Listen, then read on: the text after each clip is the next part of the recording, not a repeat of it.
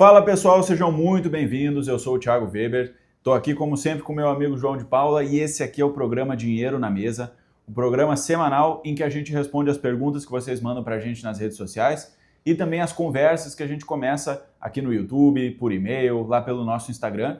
E hoje é um episódio super especial, o João vai falar um pouquinho melhor sobre isso, mas a gente vai contar um relato que chegou aqui para a gente, muito bacana, e que a gente vai dar nossos comentários e aí nossa opinião. Mas antes, já segue a gente nas nossas redes sociais. A gente está no 6º episódio do Dinheiro na Mesa.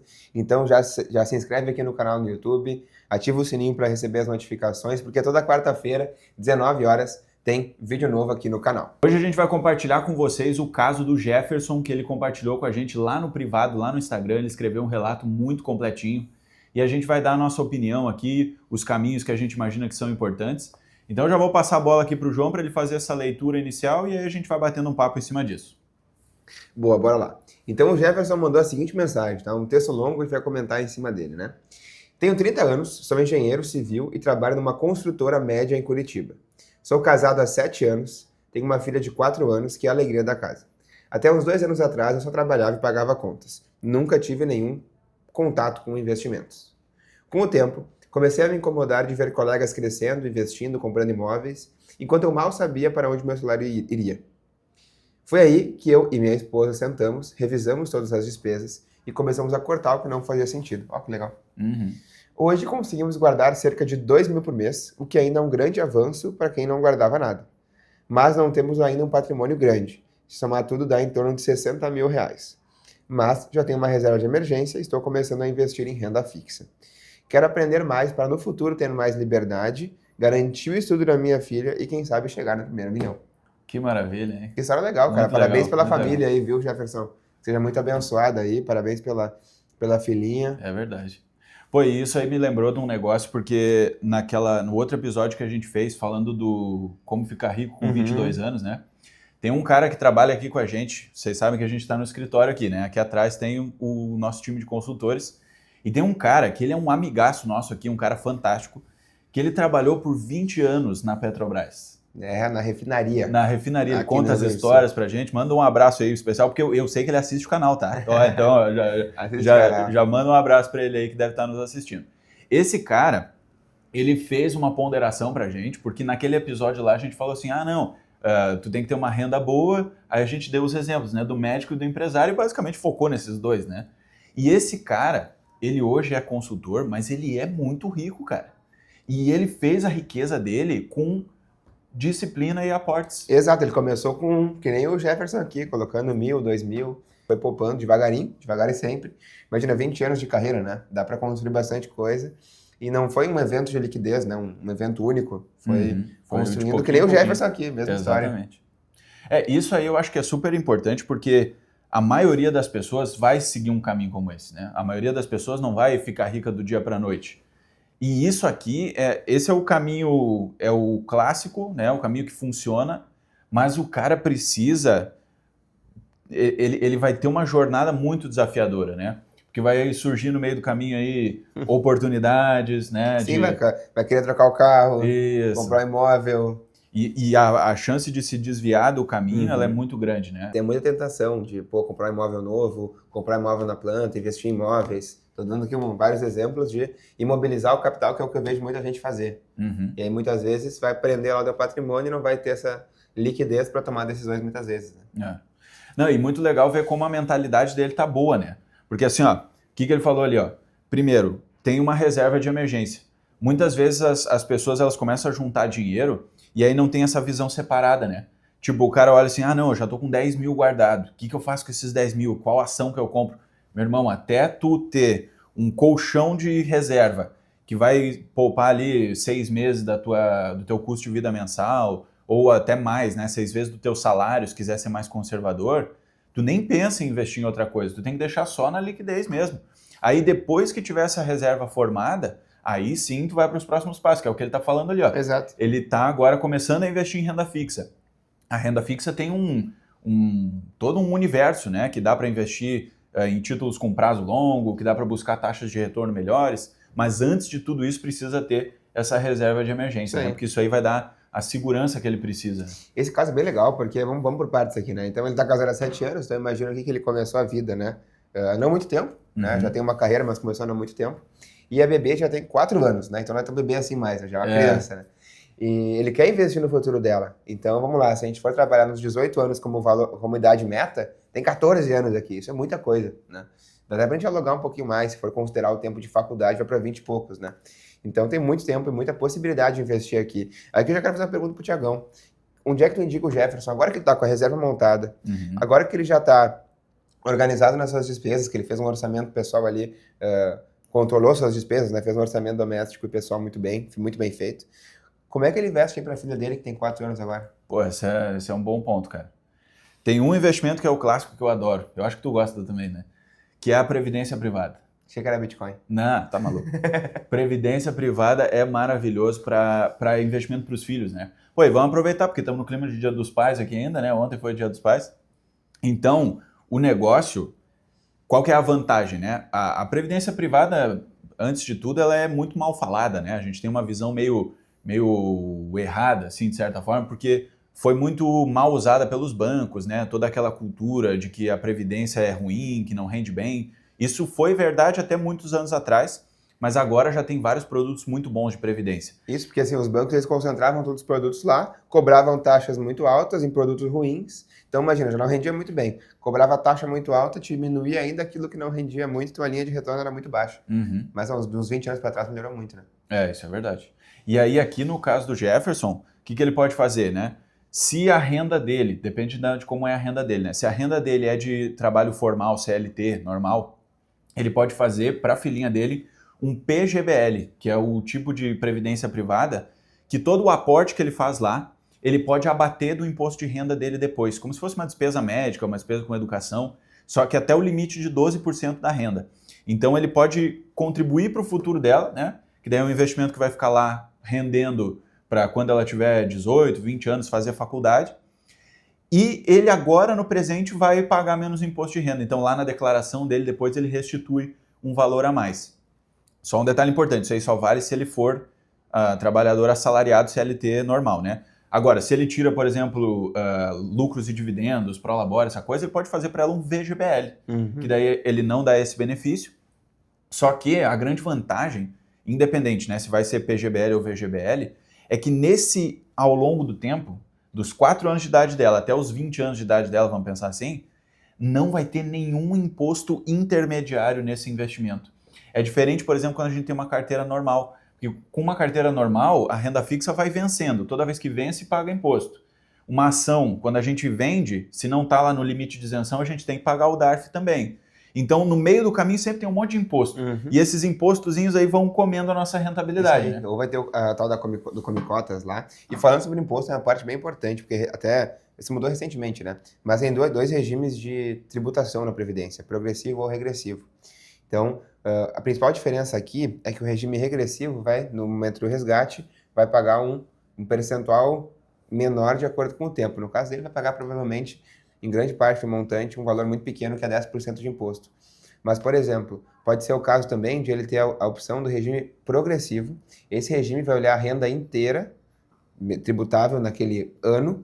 E aí, se for no caso no nome da filha, por exemplo, como ela vai ter 20 anos, 20 e pouquinhos anos, ela pode resgatar um valor pequeno todos os meses, R$1.000, R$2.000, que vai ser isento de imposto quando ela resgatar lá na frente para pagar a faculdade, por exemplo. Isso é muito comum de fazer. Faz uma previdência, PGBL ou VGBL, pega o regime progressivo no nome da filha, lá no futuro, quando houver os resgates, não vai ter nada de imposto. Muito possivelmente, se for feito um planejamento muito bem feito, tá? Previdência é um belo exemplo, um belo produto para esse caso. É verdade. Isso aí, o pessoal me pergunta muitas vezes, eu mostro lá o escopo do trabalho aqui da consultoria, né? Daí tá lá planejamento tributário. Aí parece um negócio meio abstrato, meio longe, né? Mas isso aí é planejamento tributário, pô. É a gente pensar em relação aos impostos, é basicamente isso. E pagar menos, obviamente, né? Pensar em atitudes, em medidas que vão minimizar a carga tributária. Tem um outro aspecto aqui que eu acho muito legal de falar, porque o Jefferson está poupando agora R$2.000 por mês. Isso aí, cara, hoje em dia, né, com rede social, com aquela exposição toda, ostentação e coisa errada, às vezes a pessoa pode pensar que isso é pouco. Meu irmão, tu tá maluco se tu pensar que R$ 2.000 por mês é pouco, cara. Isso aí é mais, olha, eu acho que do que 95% das pessoas do Brasil inteiro. E isso aí, com a tua idade, que tu ainda é um cara muito novo, se tu só seguir nesse ritmo, nesse pace aí, o teu 1 milhão, que é o teu próximo plano, ele vai vir naturalmente, sem inventar moda, entendeu? Ele só vai vir com o tempo a teu favor. Então, esse valor que tu conseguiu te organizar para conseguir poupar, ele tá muito bom, tá muito bem encaminhado. Isso é importante, tá? O fator tempo ele é determinante aqui, mas na realidade, pelo que a gente entendeu aqui, tá super redonda, né? Só que olha, essa parte que ela é super importante. Hoje ele tá guardando, como ele tem 60 mil, R$ 2.000 por mês, é quase 5% do valor total que ele tem. Então a curva de crescimento do patrimônio dele vai aumentando muito, principalmente nesse início, porque cada aporte dele é super representativo em relação ao total. Quando ele tiver 1 milhão, se ele continuar aportando 2 mil, o que não deve acontecer, aí sim vai ficando menos representativo esse aporte. Mas, cara, agora o aporte ele está sendo super representativo, vai ajudar a dobrar muito mais rápido esse patrimônio. E aí vira bola de neve, né? O valor aportado vai aumentando o montante junto com o rendimento, chega um ponto que vai ter 1 milhão, 2 milhões, 3 milhões, e aí o aporte vai ficar menos representativo e o rendimento vai passar a ser representativo, tá? Por isso que é muito importante chegar nos primeiros 100 mil. Geralmente demora muito mais para vir do 0 até os 100 mil do que do 100 mil até os 200 mil. Porque o rendimento dos teus 100 mil vai ajudar muito a chegar nos 200 mil no início. Às vezes não é tão motivador porque tem um valor pequenininho rendendo todo mês. Né? E o meu ponto também era sobre essa coisa da comparação, né? Tipo, pô, tu abre lá o TikTok, o Instagram, tu vai ver, tá cheio de gente lá com 30 anos que já fez não sei quantos milhões, que já tem um dinheirão guardado, mas, velho, não vai nessa onda, entendeu? Segue o teu caminho, segue o teu ritmo, 2 mil por mês tá excelente, tá incrível. Se puder aumentar, mais incrível ainda, cara. Mas não precisa se cobrar nesse sentido, tá? Seguindo esse ritmo aí, o teu plano já tá muito bem desenhado. Boa, Tiagão. Então aqui, ó, já falamos sobre o quão organizado o Jefferson tá. A gente já falou sobre a filhinha dele, né, o investimento para a filha dele.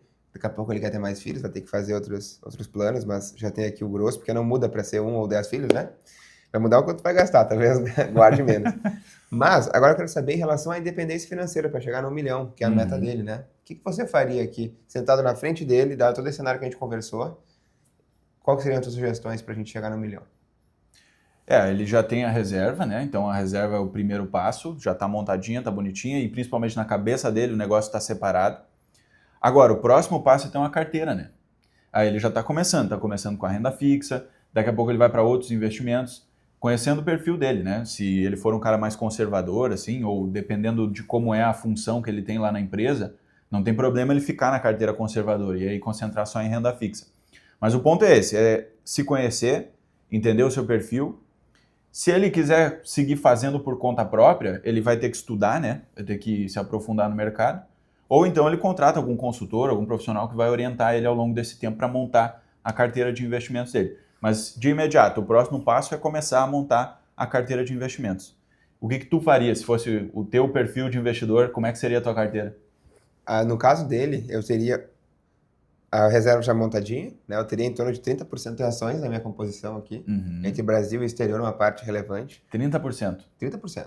Mas é coisa, né? É bastante, mas a gente tem que se arrojar, tem tempo aqui, né? Cara, eu acho muito absurdo que tem um monte de gente na internet aí que, não, porque eu tenho 50% em ações, porque eu tenho 100% em ações. Cara, tu tá maluco, velho. Não é no Brasil. Não, isso é loucura. Mas vamos lá. Grande parte no exterior, acho que faz muito sentido analisar o patrimônio. Então, dos 30%, 20% no exterior, nas principais ativas do mercado americano e mundial. E acho que aqui tem uma pimentinha que faz muito sentido para esse tipo de perfil de investidor, no caso, eu no lugar dele, que é Bitcoin. Eu colocaria de 1 a 2% em Bitcoin. E aí é buy and forget. Entendeu? Compra e esquece. Não esquece que tem, entendeu? Não quero nem mexer. Não quero nem, não é nem o buy and hold, porque eu não quero esquecer que eu tenho aquilo ali, entendeu?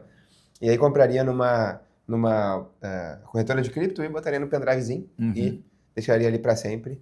À medida que o patrimônio fosse aumentando, eventualmente uma vez por ano, uma vez a cada 6 meses, compraria um pouquinho mais de cripto.